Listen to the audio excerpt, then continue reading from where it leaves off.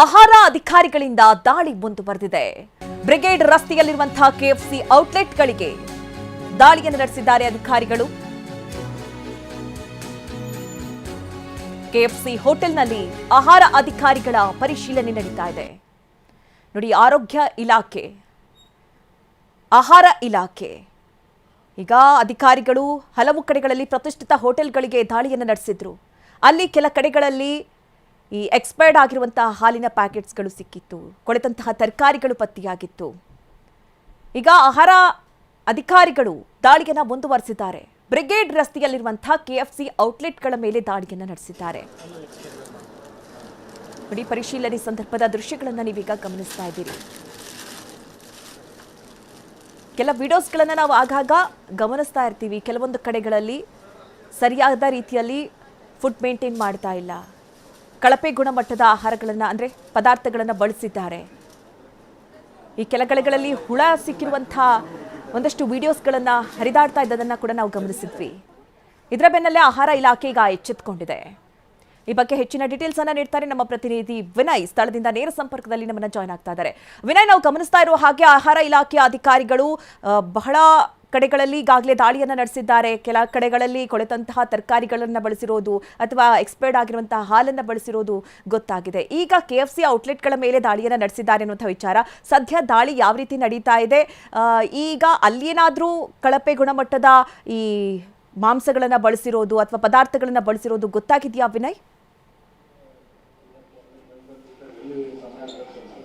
ಮಧು, ಸದ್ಯಕ್ಕೆ ನಾನು ನಿಮಗೆ ತೋರಿಸ್ತಾ ಹೋಗ್ತೀನಿ. ಆಹಾರ ಅಧಿಕಾರಿಗಳು ಈಗ ಸದ್ಯಕ್ಕೆ ಬ್ರಿಗೇಡ್ ರಸ್ತೆಯಲ್ಲಿರುವಂತಹ ಕೆಎಫ್ಸಿ ಮಳಿಗೆ ಮೇಲೆ ಕೂಡ ದಾಳಿಯನ್ನು ಮಾಡಿರುವಂಥದ್ದು. ಪ್ರಮುಖವಾಗಿ ಹಿಂದೆ ಕೂಡ ನಿರಂತರವಾಗಿ ಆಹಾರಗಳ ತಯಾರು ಮಾಡುವಂಥದ್ದಾಗಲಿ ಕಿಚನ್ಗಳಲ್ಲಿ ಸಾಕಷ್ಟು ಲೋಪದೋಷಗಳು ಕಂಡುಬಂದಿತ್ತು. ಹಿಂದೆ ಕೆಎಫ್ಸಿ ಮಳಿಗೆಯಲ್ಲೂ ಕೂಡ ಕೆಲವೊಂದಿಷ್ಟು ಅಸುರಕ್ಷಿತ ಆಹಾರ ಕೂಡ ಕಂಡುಬಂದಿತ್ತು. ಹೀಗಾಗಿ ನಿರಂತರವಾಗಿ ದಾಳಿ ಮತ್ತು ಪರಿಶೀಲನೆಗೆ ಮುಂದಾಗಿರುವಂಥ ಅಧಿಕಾರಿಗಳು ಕಳೆದ 2 ದಿವಸಗಳಿಂದ ಕೂಡ ನಿನ್ನೆನೂ ಕೂಡ ದಾಳಿಯನ್ನು ಮಾಡಿದರು.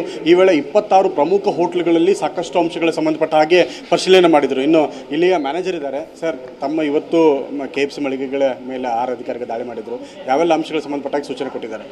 ಸರ್, ಇವಾಗ ಎಲ್ಲ ಚೆಕ್ಕಿಂಗ್ ಆಗಿದೆ. ನಮ್ಮದ್ರಲ್ಲಿ ಏನೂ ಇಶ್ಯೂಸ್ ಇಲ್ಲ, ಎಕ್ಸ್ಪೈರಿಗಳು ಏನೂ ಇಲ್ಲ. ನಾವೇನು ಕಂಪನಿ ಪಾಲಿಸಿ ಪ್ರೊಸೆಸ್ ಇದೆ ಅದು ಫಾಲೋ ಮಾಡ್ತಾ ಇದ್ದಾರೆ. ಸೇಮ್ ಅದೇ ಅವರು ಚೆಕ್ ಮಾಡಿದ್ದಾರೆ. ಸಾಸ್ ಲೇಬಲನ್ನು ಹಾಕಿಲ್ಲ ತಾವು? ಸಾಸ್ ಲೇಬಲ್ನ ನಾವು ಬಾಟಲ್ಗೆ ಹಾಕಿದ್ರೆ ಅದು ಸ್ಟಿಕ್ ಆಗೋದ್ರಿಂದ ನಾವು ಲೇಬಲ್ ಇದೆ ಇಲ್ಲ ಅಂತ ಅಲ್ಲ, ಅದು ನಮಗೆ ಸಪ್ರೇಟ್ ಆಗಿದೆ. ನಾವು ಅದನ್ನು ತೋರಿಸಿ ಎಲ್ಲದಕ್ಕೂ ಲೇಬಲಿಂಗ್ ಮಾಡಬೇಕು, ಎಲ್ಲದಕ್ಕೂ ಇದೆ. ಬಟ್ ಅವರು ಹೇಳ್ತಾ ಇರೋದು ಅದನ್ನು ಬಾಟಲ್ ಮೇಲೆ ಹಾಕಂತ ಅದು ನಾವು ಹಾಕ್ತಿದ್ದೀವಿ ಸರ್. ಓಕೆ, ಮತ್ತೆ ಏನು ಬೇರೆ ವಿಚಾರಗಳಿಗೆ ಸಂಬಂಧಪಟ್ಟಂಗೆ ಸೂಚನೆ ಕೊಟ್ಟಿದ್ದಾರೆ? ಸೊ ಇವಾಗ ಎಲ್ಲ ಚೆಕ್ ಮಾಡಿದ್ದಾರೆ, ಎಲ್ಲ ನಮ್ಮದು ನಾರ್ಮ್ಸ್ ಕರೆಕ್ಟಾಗಿದೆ. There is no issue with store. ಇಲ್ಲಿ ಕೂಡ ಪರಿಶೀಲನೆ ಮಾಡಿದ್ರೆ ತಮ್ಮದು ಎಷ್ಟು ಕ್ವಾಲಿಟಿ ಇದೆ, ಎಷ್ಟು ಬಾರಿ ಅದನ್ನು ಇದು ಮಾಡಿದ್ದೀರಿ ಅಂತ? ನಾವು ಆಸ್ ಪರ್ ಕಂಪನಿ ಪ್ರಕಾರ TPM ಮೀಟರ್ ಇರುತ್ತೆ, ಅದನ್ನು ವಿತಿನ್ 24 ಒಳಗಡೆ ನಾವು ಅದನ್ನು ಇದು ಮಾಡಿಕೊಡ್ತೀವಿ ಸರ್, ಕ್ಲಿಯರ್.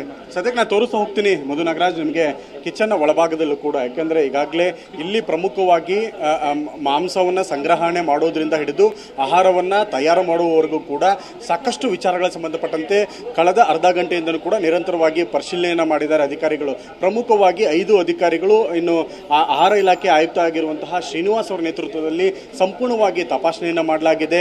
ಜೊತೆಗೆ ಕುಕ್ಕಿಂಗ್ ಆಯಿಲನ್ನು ಮರುಬಳಕೆ ಮಾಡೋದ್ರಿಂದ ಹಿಡಿದು ಎಷ್ಟು ಬಾರಿ ಇದನ್ನು ಬಳಕೆ ಮಾಡಿಕೊಳ್ಳಲಾಗಿದೆ, ಜೊತೆಗೆ ಯಾವ ರೀತಿಯಾಗಿ ಅದನ್ನು ಮಾರ್ಪಾಡುಗಳು ಮಾಡಿಕೊಳ್ಳಲಾಗಿದೆ ಅನ್ನೋ ವಿಚಾರಕ್ಕೆ ಸಂಬಂಧಪಟ್ಟಂತೆ ಅಧಿಕಾರಿಗಳು ದಾಳಿಯನ್ನು ಮಾಡಿರುವಂಥದ್ದು.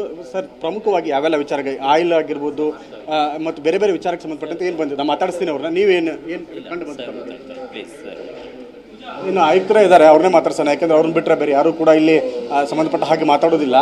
ಶ್ರೀನಿವಾಸ್ ಅವರು ಕೂಡ ಇದ್ದಾರೆ. ಇನ್ನು ತೋರಿಸ್ತಾನೆ ನಿಮಗೆ ಈ ಒಂದು KFC ಮಳಿಗೆ ಇದೆಯಲ್ಲ, ಹಿಂದೆ ಯಲಹಂಕದಲ್ಲೂ ಕೂಡ ಕೆಲವೊಂದಿಷ್ಟು ಅವಧಿ ಮೀರಿ ಮಾಂಸಗಳನ್ನು ಸಂಗ್ರಹಣೆ ಮಾಡಲಾಗಿತ್ತು ಅನ್ನೋಂಥ ಆರೋಪ ಕೂಡ ಕೇಳಿ ಬಂದಿತ್ತು. ಹೀಗಾಗಿ ಇಲ್ಲಿ ಬಳಕೆಯಾಗುವಂತಹ ಕುಕ್ಕಿಂಗ್ ಆಯಿಲ್ ಏನಿದೆ ಅದನ್ನು ನಿರ್ದಿಷ್ಟ ಪ್ರಮಾಣದಲ್ಲಿ ಇಷ್ಟೇ ಬಾರಿ ಬಳಕೆ ಮಾಡಬೇಕು ಮತ್ತು ಮಾಂಸವನ್ನು ಇಷ್ಟು ದಿವಸಗಳವರೆಗೆ ಮಾತ್ರ ಬಳಕೆ ಮಾಡಿಕೊಳ್ಬೇಕು, ಇಷ್ಟು ಅವಧಿಗೆ ಮೀರಿದ ನಂತರ ಬಳಕೆ ಮಾಡಿಕೊಳ್ಬಾರ್ದು ಅನ್ನೋಂಥ ವಿಚಾರ ಕೂಡ ಇದೆ. ಹೀಗಾಗಿ ಸಾಕಷ್ಟು ವಿಚಾರ ಕೂಡ ಇರೋದ್ರಿಂದ ಸಾಕಷ್ಟು ನಿಗಾ ವಹಿಸಬೇಕು ಅನ್ನೋಂಥ ಕಾರಣಕ್ಕಾಗಿ ಸೂಚನೆಯನ್ನು ಕೂಡ ಕೊಟ್ಟಿದ್ರು.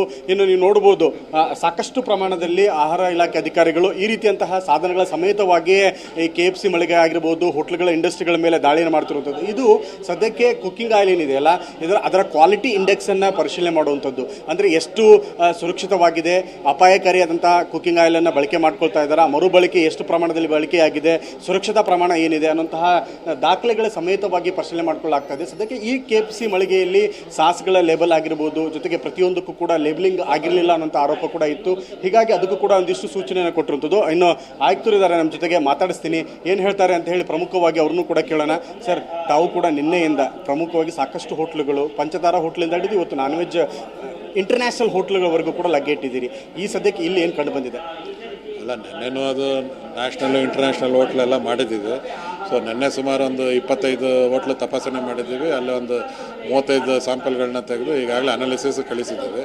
ನೆನ್ನೆ ಕೆಲವು ಕಡೆ ಈಗ ನಾವು ನೋಡ್ದಂಗೆ ಫ್ರೂಟ್ಸ್ ಇರ್ಬೋದು, ವೆಜಿಟೇಬಲ್ಸ್ ಇರ್ಬೋದು, ಭಾಳ ಕೆಟ್ಟಿತ್ತು. ಈಗ ಅವ್ರಿಗೆ ನೆನ್ನೆ ಅಲ್ಲೇ ಸ್ಥಳದಲ್ಲೇ ನೋಟಿಸ್ ಕೊಟ್ಟಿದ್ದೀವಿ. ಈ ವಾರದಲ್ಲಿ ನಾವು ಎನ್ಕ್ವೈರಿ ಕರೆದು ಅವ್ರಿಗೆ ವಿಚಾರಣೆ ಮಾಡ್ತೀವಿ.